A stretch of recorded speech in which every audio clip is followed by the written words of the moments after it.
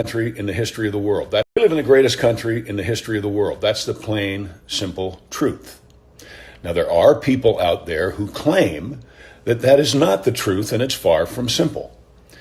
Sadly, these are the same people who owe their entire careers to the fact that they live in this country.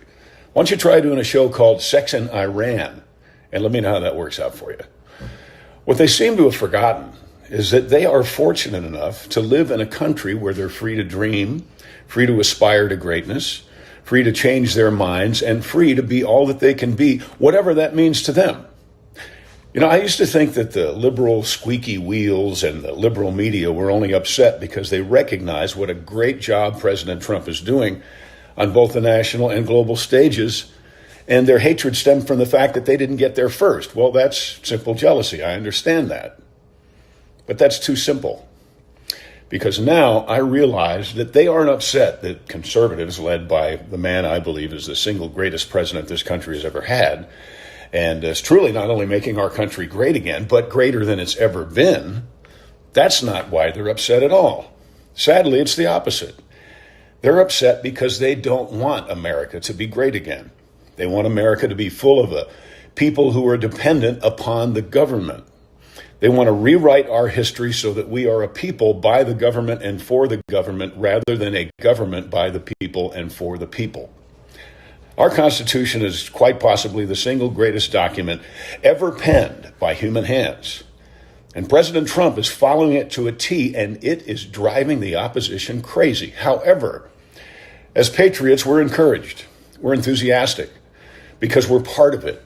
We're actively involved, and it's working. Thanks to President Trump and his cabinet, we are free once again to dream, free once again to aspire to greatness, free once again to be all that we can be, regardless of our race, our upbringing, or even our education. And that is what is happening all over this great country of ours, and they can't stand it. This is why people from all over the world will do anything they can to set up stakes in our amazing country. And some people will say that celebrating America's 250th birthday should not be something political, but I say it absolutely is something political, because we have one group of people who are proud of their country, proud of their people, proud of their president, proud of their hopes and aspirations and their dreams. And we have another group of people that want to tear all of that down. They want to give government more power in your life and more power in mine. That's bad news, folks. But the good news is that because they also live in the greatest country the world has ever known, they are free to speak against the very system that affords them the freedom that they are trying to tear down.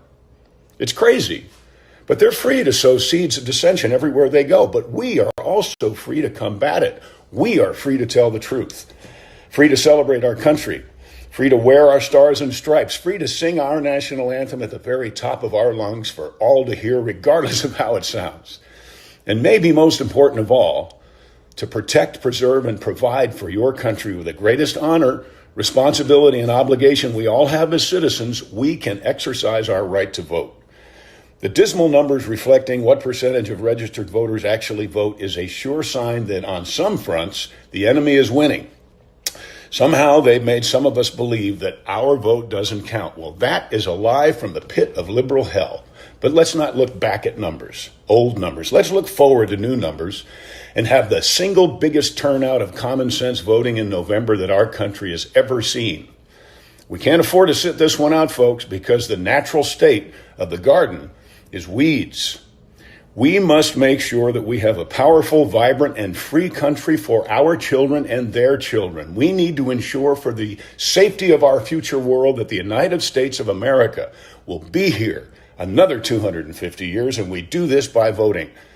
President Trump and his cabinet have certainly made America great again, but now it's time for us to keep it that way.